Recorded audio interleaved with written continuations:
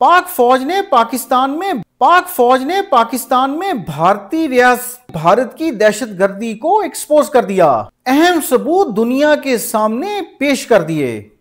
पहलगाम वाकये के बाद एक भारतीय जर्नैल अहम पोस्ट से फारिग। पाकिस्तानी फौज ने भारतीय फौज के 2 क्वाडकॉप्टर गिरा दिए। पाक फौज दुश्मन का मुकाबला करने के लिए भरपूर तैयारी में। देखिए इस वीडियो में। बिस्मिल्लाहिर्रहमानिर्रहीम। अस्सलाम वालेकुम नाज़रीन, फैसल गुमन आपकी खिदमत में नए वीलॉग के साथ हाजिर है। उम्मीद है आप लोग खैरियत से होंगे। आपसे रिक्वेस्ट ये है कि फैसल गुमन वीलॉग्स चैनल को सब्सक्राइब लाजमी कर लें और इस वीडियो के हवाले से अपना फीडबैक लाजमी दीजिएगा कमेंट्स की शक्ल में। नाज़रीन, पहलगाम वाक़ये के बाद, पहलगाम शूटिंग्स के बाद पाकिस्तान और भारत के दरमियान इस वक्त हालात इंतहाई कशीदा चल रहे हैं और ना सिर्फ सियासी लेवल के ऊपर एक दूसरे के खिलाफ मुहाजराई जारी है, बल्कि पाकिस्तानी फ़ौज और भारतीय फ़ौज जो है वो भी अपने अपने तौर पे तैयारियां करने में मसरूफ़ हैं और पाकिस्तान के ख़िलाफ़ एक बेबुनियाद बग़ैर सबूतों के जो प्रोपेगेंडा है वो भारतीय फ़ौज और भारत का मीडिया जो है वो कॉन्टीन्यूसली कर रहा है। लेकिन इसके बावजूद इंटरनेशनल फोरम्स के ऊपर हमने देखा कि पाकिस्तान को यूनाइटेड नेशन से लेके और मुख्तलिफ फोरम्स के ऊपर और मुख्तलिफ ममालिक की तरफ से जो है डिफेंस पाकिस्तान का किया गया कि सिर्फ वाक़या के 5 मिनट बाद इल्ज़ाम लगा देना पाकिस्तान के ऊपर कि ये वाक़या मकबूजा कश्मीर में पाकिस्तान उसमें इन्वॉल्व है, इसके ऊपर जग हसाई का सामना करना पड़ा भारतीय सरकार, जो मोदी सरकार है उसको।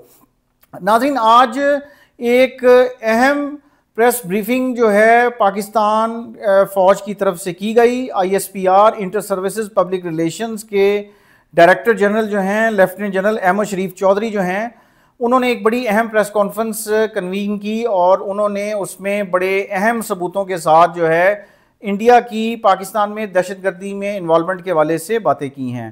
अहमद शरीफ चौधरी साहब ने कहा है कि पाकिस्तान में भारतीय रियासती दहशतगर्दी के सबूत जो हैं वो बिल्कुल क्लियर कट हैं कि भारत पाकिस्तान में दहशतगर्दी फैला रहा है।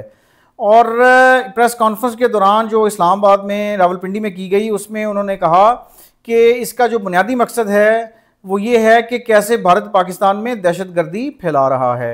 उन्होंने कहा कि पहलगाम वाक़ये को 7 दिन गुजर गए लेकिन अब तक भारत की जानिब से पाकिस्तान पर लगाए गए बेबुनियाद इल्ज़ामात से मुतल्लिक कोई सबूत फराहम नहीं किए गए, सिर्फ ज़ुबानी जमा खर्च चल रहा है। लेकिन हम आपको भारत की रियासती दहशतगर्दी के सबूत पेश कर रहे हैं कि वो किस तरह पाकिस्तान में दहशतगर्दी करवा रहा है, जिसमें भारत का हाजिर सर्विस अफसर भी शामिल है। डीजी ने मजीद कहा कि आज आपको सबूत के साथ बताएंगे कि भारत किस तरह पाकिस्तान के अंदर दहशतगर्द नेटवर्क चला रहा है और दहशतगर्दों को मिलिट्री समेत मासूम शहरियों को निशाना बनाने के लिए IED समेत दीगर मवाद भी फराहम कर रहा है। लेफ्टिनेंट जनरल अहमद शरीफ चौधरी ने मजीद ये बताया कि 25 अप्रैल यानी 4 दिन पहले जेलम बस स्टैंड से भारत के तरबियत याफ्ता दहशतगर्द अब्दुल मजीद को गिरफ्तार किया गया, जिसके पास से 2.5 किलो वजनी बम, 2 मोबाइल फ़ोन और 70,000 रुपये कैश बरामद हुआ, जबकि उसके घर से एक भारतीय साख्ता ड्रोन और 10 लाख रुपए कैश भी बरामद किए गए। इस दहशतगर्द का हैंडलर कोड नेम सिकंदर है, जो भारतीय फौज का जूनियर कमीशन ऑफिसर सूबेदार सुखविंदर है, जबकि गिरफ्तार होने वाले दहशतगर्द की अपने हैंडलर से गुफ्तगू भी सामने आई है। गिरफ्तार दहशतगर्द के मोबाइल फ़ोन से भारतीय फौजी से होने वाली गुफ्तगू आपको सुनाते हैं। फिर ये गुफ्तगू सुनाई गई जिसमें सूबेदार सुखविंदर इसे दहशतगर्दी के लिए पहले IED डिवाइस जब देता है तो उसे क्या हिदायत देता है, ये सुनाई गई जी इस प्रेस कॉन्फ्रेंस के दौरान। उनकी जो आपस में कम्युनिकेशन है कि जो IED डिवाइस जब दी जाएगी इस दहशतगर्द को तो उसको जो है कैसे यूज़ करना है। मजीद DG ISPR का ये कहना था कि व्हाट्सएप पर होने वाली बातचीत के दौरान दहशतगर्द को भारत से लोकेशन मिल रही है और उसे बताया जा रहा है कि किसी और के ज़रिए IED आप तक पहुंच रही है। फिर वो पूछ रहा है कि क्या हो गया, पार्सल आप वक्त से निकल जाना और जल्दी पहुंचना, जिस पर दहशतगर्द उसे ओके का जवाब देता है कि मैं थोड़ी देर में निकल रहा हूं और उसे लोकेशन भी भेजता हूं। ये सारी अब कम्युनिकेशन सुनाई जा रही है मीडिया को, जो प्रेस कॉन्फ्रेंस हो गई। DGISPR ने मजीद कहा कि दहशतगर्द की अपने हैंडलर से होने वाली गुफ्तगू के दौरान मजीद 4 किरदारों की निशानदही की गई जो इस सेल को चला रहे हैं, जिनमें मेजर संदीप वर्मा, जिसकी शनाख्त समीर के नाम से भी है, वो गैर कानूनी तौर पर मकबूजा कश्मीर में तैनात है, सूबेदार सुखविंदर, हवलदार अमीत और एक सिपाही शामिल है। मजीद ये बताया उन्होंने कि जब भारतीय फौज के मेजर संदीप ने दहशतगर्द मजीद को हायर किया तो सुने उनकी क्या बात हुई। फिर ये बात सुनाई गई जो कि ये थी कि DGISPR ने दहशतगर्दी की कार्रवाई करने के लिए भारतीय फौज के हाजिर सर्विस ऑफिसर से होने वाली गुफ्तगू सुनाई, जिसमें वो उन्हें हदायत दे रहे हैं। भारतीय फौजी का इतराफ़ है जी कि भारतीय हाजिर सर्विस अफसर ने कहा कि हम बलूचिस्तान से लेकर लाहौर तक दहशतगर्दी करते हैं। वो बता रहा है कि किस तरह दहशतगर्दों की माली मुआवनत की जाती है। वो कहता है कि मैं मुख्तलिफ अकाउंट्स में थोड़े थोड़े पैसे भिजवाऊंगा, मैं किसी को पैसे भेजूंगा, वो आगे किसी और को भेजेगा और फिर खुद आप तक पहुंचाएगा। भारत के हाजिर सर्विस अफसर ने दहशतगर्द से कहा कि मैं यहाँ 1-2 दिन के लिए नहीं आया, मैं सालों से दहशतगर्दी कर रहा हूँ और आगे भी करता रहूँगा। ये भारत की रियासती दहशतगर्दी की वाज़ेह मिसाल है, DGISPR का कहना था। और ये सिर्फ एक सेल है जो आपके सामने पेश किया जा रहा है, जो 25 अप्रैल को पकड़ा गया था, जिसने 4 दहशतगर्दी के वाक़यात किए हैं। लेफ्टिनेंट जनरल अहमद शरीफ चौधरी ने दहशतगर्द की भारतीय फौज के अफसर से गुफ्तगू की एक और ऑडियो भी सुनाई, जिसमें वो दहशतगर्दी की कार्रवाई के लिए जगह का तयन कर रहे हैं कि धमाका किस मुकाम पर किया जा सकता है, कौन सी मार्केट बेहतर रहेगी जहां लोग ज्यादा जमा होते हैं। DGISPR का मजीद कहना था कि आपने सुना कि भारतीय अफसर कह रहा है कि मैं आम शहरियों को नुकसान पहुंचाना चाहता हूं, मुझे खबर चाहिए, मीडिया की कवरेज चाहिए। दरअसल भारत की रियासती दहशतगर्दी के पीछे इनका रियासत का कंट्रोल करदा मीडिया और सोशल मीडिया है, जिसकी झलक अभी अभी सब देख रहे हैं कि दहशतगर्दी की कार्रवाई करो और इसे ज़्यादा से ज़्यादा उछालो ताकि दुनिया को यह बताया जाए कि पाकिस्तान में दहशतगर्दी है। एक और वीडियो में नाज़रीन दिखाया गया कि भारतीय हाजिर सर्विस अफसर की जानिब से पाकिस्तान में मौजूद दहशतगर्दों की ट्रेनिंग किस तरह की जा रही है। वो इसे बाकायदा वीडियो भेजकर बताता है कि किस तरह IED ब्लास्ट करना है। उनका कहना था कि पाकिस्तान में मौजूद दहशतगर्द को भारत के हाजिर सर्विस अफसर ड्रोन के जरिए ये धमाका खेज मवाद भेजते थे जो उनके घर से बरामद हुआ है। नाज़रीन, DGISPR ने मजीद वाज़ेह किया है कि ये भारतीय खुफिया एजेंसी रॉ का अफसर नहीं बल्कि भारतीय आर्मी का अफसर है जो पाकिस्तान में दहशतगर्दी की कार्रवाइयों में मुलव्विस है। आप इस आर्मी का प्रोफेशनलिज्म देखें। भारतीय हुकूमत अपनी फौज से ये काम करवा रही है जिसमें हाजिर सर्विस फौजियों से काम लिया जा रहा है। मजीद तफसीलात नाज़रीन DGISPR ने बताई कि 24 सितंबर को सूबेदार सुखविंदर ने दहशतगर्द को जिला भिम्बर में बरनाला की एक लोकेशन दी कि वहां आपको एक IED मिलेगी और उसे व्हाट्सएप पर लोकेशन भेजता है।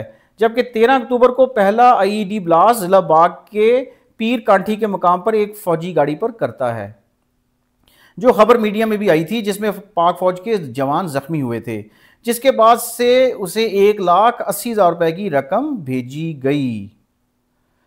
उनका कहना था कि 22 नवंबर 2024 को सूबेदार सुखविंदर एक और लोकेशन शेयर करता है और इस बार ये हेड मराला के करीब की है, मगर जिस ड्रोन के जरिए उन्होंने वहां IED गिराई है वो तकनीकी खराबी की वजह से क्रैश कर जाता है। और यही वो ड्रोन है जो फिर बाद में उसके घर से मिलता है, यानी वो इस ड्रोन को रिकवर करके ले आता है और वो वहाँ से IED भी उठा लेता है। तर्जुमान पाक फौज ने मजीद बताया कि 30 नवंबर को दहशतगर्द मजीद यही IED जलालपुर जट्टा के करीब फौजी गाड़ी में नस्ब कर देता है, जिसके नतीजे में 4 जवान जख्मी हुए थे। हमारे जवान जख्मी होकर माजूर हो रहे हैं जो हर लम्हा हालत जंग में हैं और लड़ रहे हैं। ये भी भारतीय दहशतगर्दी की शक्ल है जिसको वो निशाना बना रहे हैं। उनका कहना था कि इसके बाद सुखविंदर को 6,56,000 रुपये मिलते हैं और टास्क मुकम्मल करने पर मुख्तलिफ तरह से अदायगी होती है और उसे जो अदायगियाँ की गई हैं उसका रिकॉर्ड भी सामने है। नाज़रीन, DGISPR ने मजीद प्रेस कॉन्फ्रेंस में बताया कि इसके बाद रवां साल 18 मार्च को दहशतगर्द मजीद को IED के लिए कोटली की तीसरी लोकेशन भेजी जाती है। वो वहाँ जाता है तो वहाँ उसे सिक्योरिटी फोर्सेस की लोकेशन नज़र आती है। वो इसकी वीडियो भेजता है और बताता है कि जहाँ आईडी मुझे लेनी है वहाँ फ़ौजी अहलकार मौजूद हैं। तो वो इस आईडी को लेने के लिए वहाँ नहीं जाता और फिर वो आईडी स्कूल के बच्चे उठा लेते हैं। इसी दौरान भारतीय सोशल मीडिया, जिसे रियासत कंट्रोल कर रही है, खबर चलाता है कि मकबूजा कश्मीर में भारतीय फौज ने 4 दिनों में 5 आईडीज़ को नकारा बनाकर दहशतगर्दी की बड़ी कार्रवाइयों की कोशिश को नाकाम बना दिया। भारतीय सोशल मीडिया ने कहा कि हम दहशतगर्दी का शिकार हैं, हमने आईडीज़ पकड़ी जो यहाँ पर किसी ने नस्ब की थी, जो हमने नकारा बनाई हैं।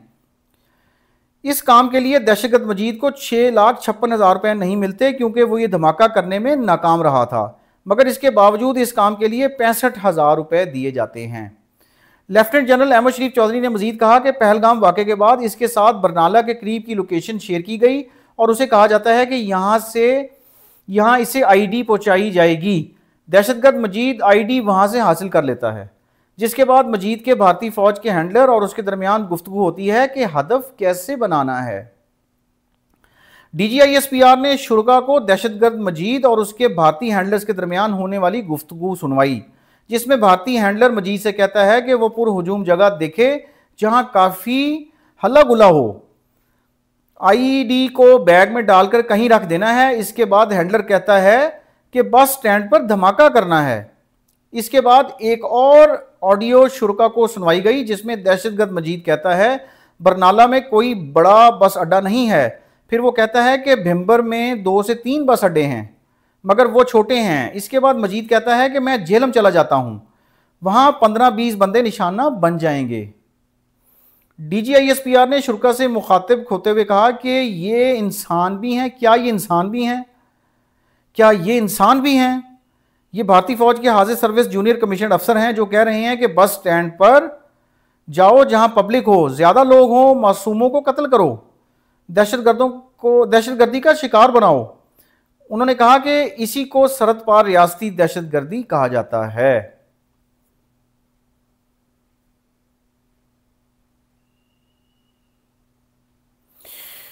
मजीद DGISPR का कहना था कि चौथी आईईडी के लिए दहशतगर्द मजीद को पेश की अदायगी की जाती है और जब वो धमाका करने के लिए झेलम जाता है तो उसे कानून नाफिज करने वाले इदारे पकड़ लेते हैं। इसके बाद जब फ्रांसिक होता है तो ये सब कुछ सामने आ जाता है जो आपके सामने पेश किया गया, यानी मीडिया के सामने पेश किया गया।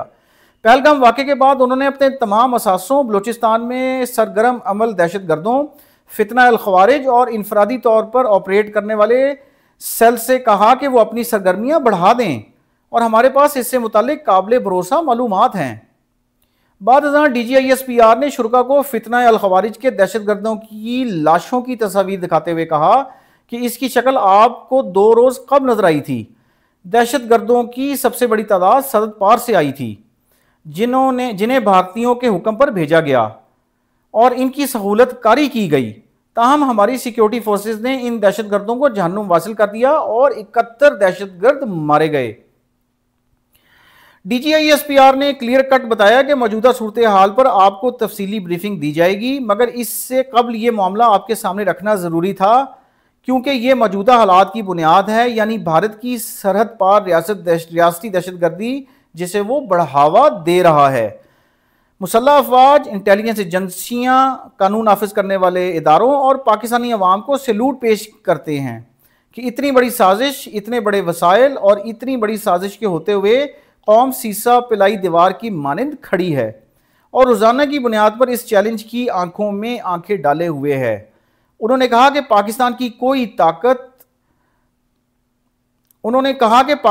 को कोई ताकत ख़त्म नहीं कर सकती। फिर नाज़रीन, हमने देखा कि कल के दिन में डेवलपमेंट ये हुई कि पाकिस्तान फ़ौज ने LOC यानी लाइन ऑफ कंट्रोल पर फ़िज़ाई हदूद की खिलाफ वर्जी पर 2 भारतीय क्वाड कॉप्टर जो हैं उनको मार गिराया।